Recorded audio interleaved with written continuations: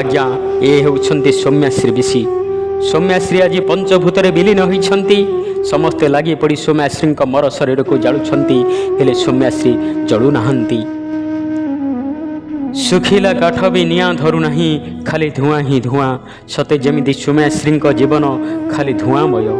मुंडरे भविष्यतर चिंता, बापांकर चिंता, भाईर चिंता, मार चिंता। बापा को कथा देइछन्ति भल पाठ पढ़िबी, माँ को कथा देइछन्ति भल मनीष हेबी, भाई को कथा देइछन्ति गोटे भल भौणी हेई दुनिया को देखई देबी। किंतु सौम्याश्रींकर सबु स्वप्न आज धुआंमय होइगला।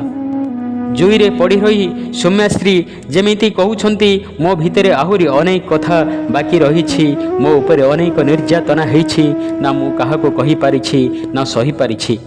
केवल दुनिया देखिला मु देहरे निआं लगई देली, किंतु ता पूर्वरु केही मो कथा बुझी नाहंती। समस्तंको गुहारी करिछि, केही मो कथा सुनी नाहंती। आज मु जुईरे थाई कहूछि मो भितरे आहुरी अनेक कथा लुचि रही। सेथिपाई बोधे सौम्याश्री जुई जलिला नहीं, खाली धुआं ही धुआं। आज सौम्याश्री न्याय मागुछन्ति ओडिशावासी को। हे ओडिशावासी, मते न्याय दियो।